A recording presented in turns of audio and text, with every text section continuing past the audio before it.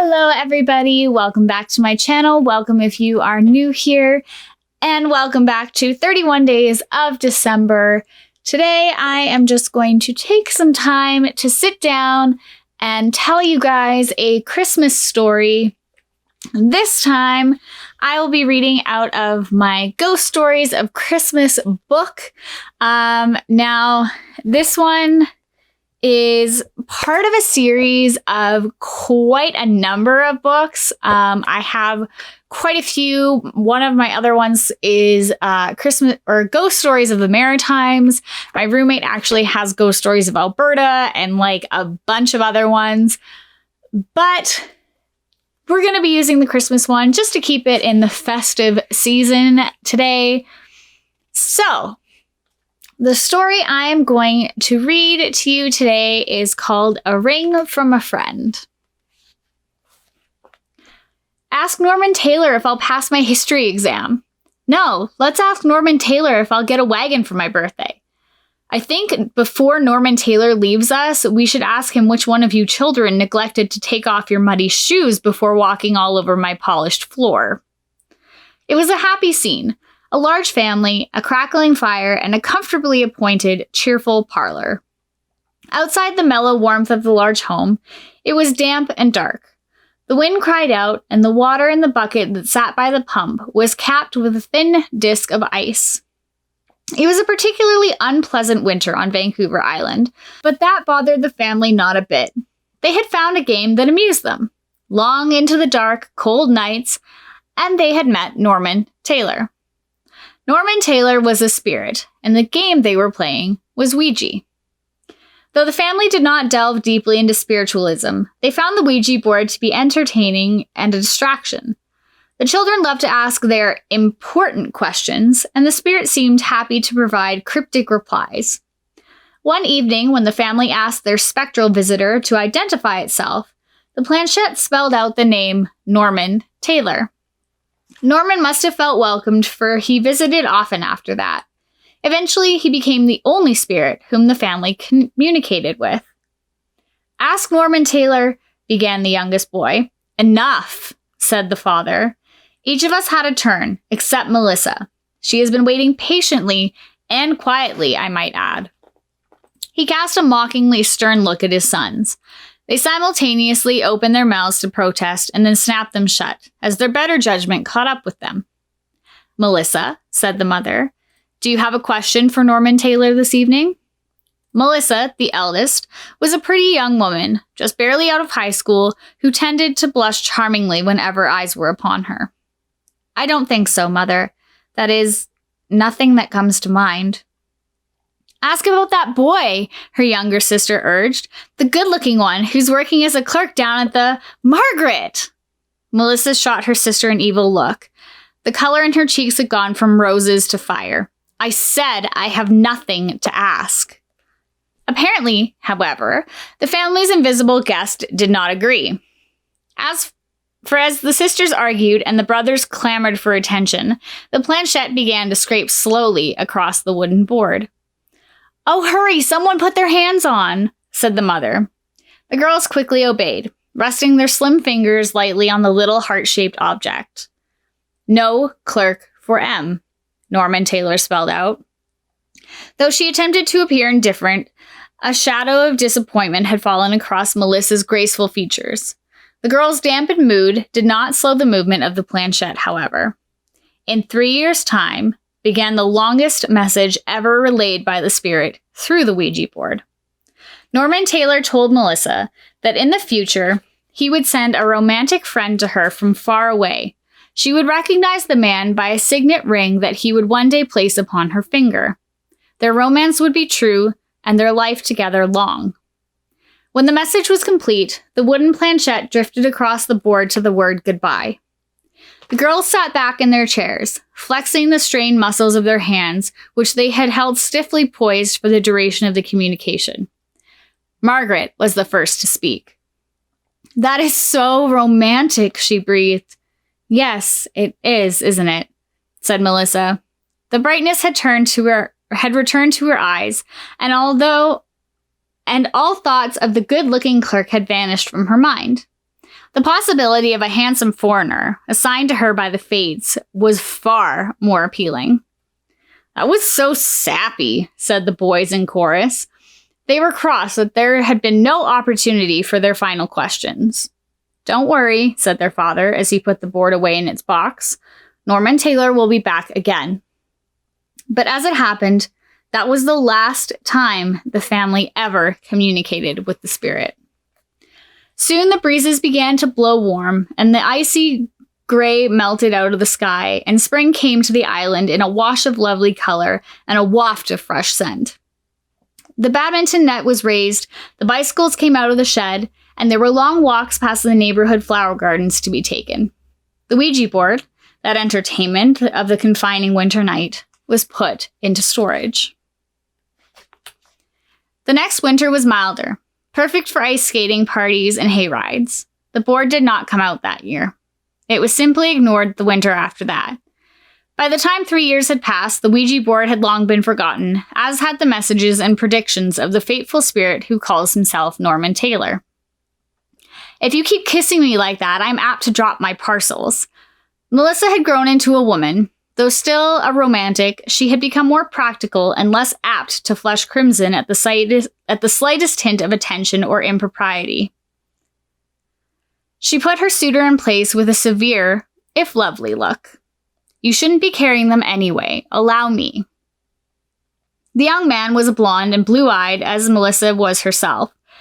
He stood a head above her and had strong, broad shoulders, and they made a handsome couple as they walked along Victoria's busy downtown streets. It was the holiday season, and the shoppers were out in multitude.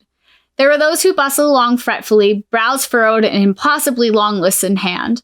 There were those who had come for the atmosphere, and they took their time, stopping to admire the wreaths and ribbons that bloomed on every storefront and lamppost.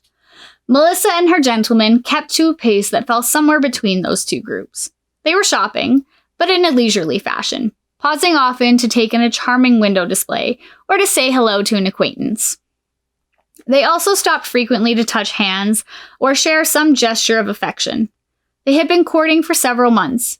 It was long enough for the two to feel a true bond, but not so long that the blossom of romance had begun to wilt. Quite the opposite had occurred. The fanciful setting of the holidays made the couple feel nearly giddy about their adour. Whenever the fellow felt that they had some degree of privacy in the back corner of a store, or when they were shielded by a passing carriage, he would take the opportunity to steal a quick kiss. As they turned a corner and found themselves on a quiet, tree-lined avenue, he leaned over once more.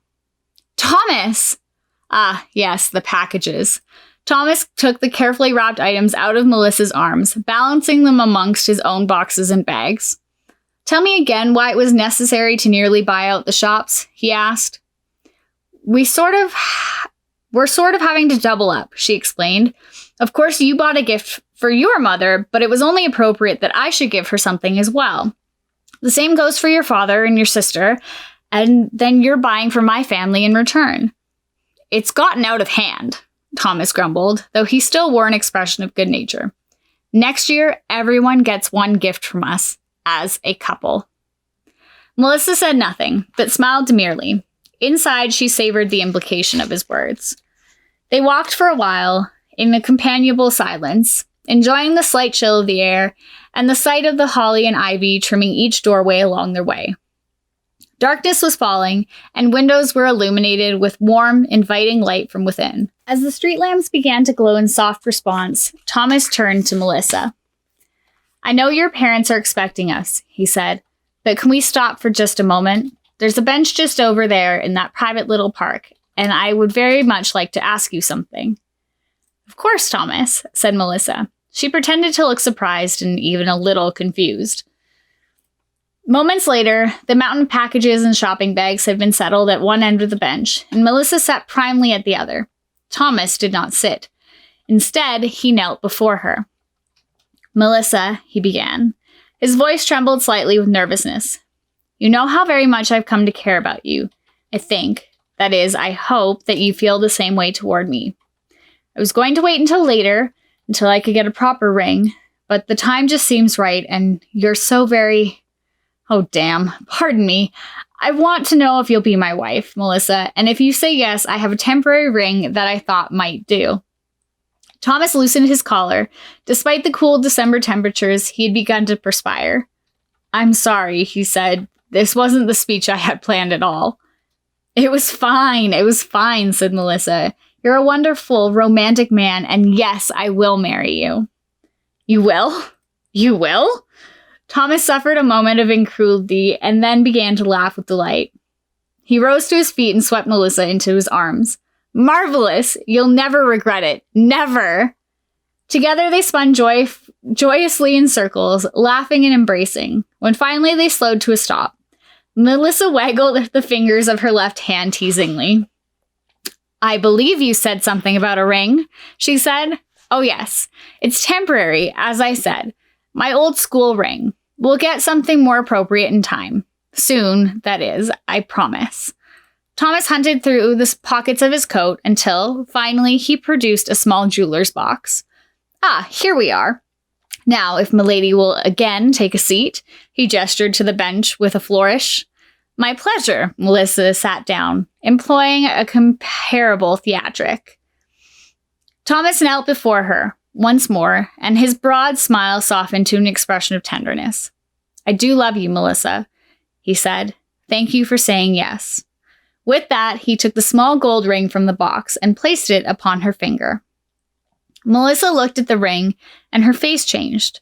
Her eyes narrowed, her brow furrowed, as she attempted to knit together the elusive fragments of a lost memory. What is it? Thomas asked. You despise the ring, don't you? You needn't wear it if you feel that way, Melissa. I promise you that. Soon I'll have a real engagement ring for you. No, it's not that. Melissa spoke vaguely as she tried to remember. And then it all came back. Norman Taylor, she shouted and jumped off the bench. Norman Taylor told me about this ring. He told me about you too, and I'd forgotten it until now. I don't understand. Thomas was standing again and had taken a step back. His face had grown pale and serious. How did you know about that? How did you know Norman Taylor? Melissa took one look at Thomas's face and was pulled back to the present. Oh, no, it wasn't like that, she explained, attempting to assuage the jealousy that she imagined she saw in Thomas. I didn't really know him. Not the way you think. Thomas shook his head violently. No, Melissa, I mean, I went to school with Norman Taylor in Australia when I was away for all of those years.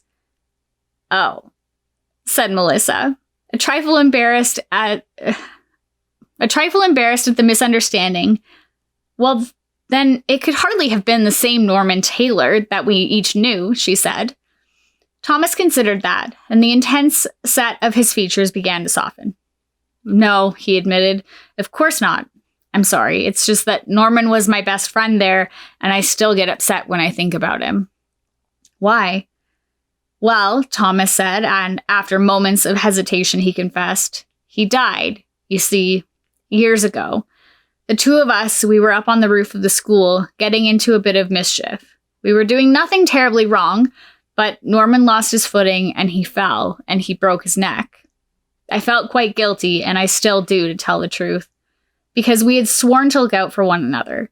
We were both a long way from home, where it's good to have a friend in your corner. Thomas looked at Melissa then, and offered her a sad smile. I would have liked for Norman Taylor to meet you, he said. I know he would have approved. Melissa was quiet for a moment.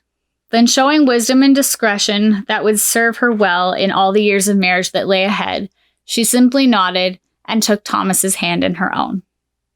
I would have liked that too, was all she said. The rest of the story, she felt, was best saved for another day and time. I think that's really adorable. And I mean, why not? Spirits can go anywhere in the frickin' world that they want. And if Norman Taylor decided that it was best that his best friend get set up with a girl in Canada, which I'm assuming is where Thomas is from. Like, it sounds like he's also from BC. He was just abroad for a long time going to school. I think it's adorable. And those are the kinds of stories that give me nice, warm thoughts. Of course, heed warning with the Ouija board. Please do not take everything that comes through them as seriousness or just some innocent thing. Please do your research or avoid using them altogether. I absolutely adore Christmas stories. If you guys have any lovely Christmas stories that you would like to share with me, I would love to hear them in the comments. Please give this video a thumbs up if you liked it. Subscribe to my channel and make sure you turn on the notifications because I will be uploading for the rest of December and again in the new year. Have a good night, guys.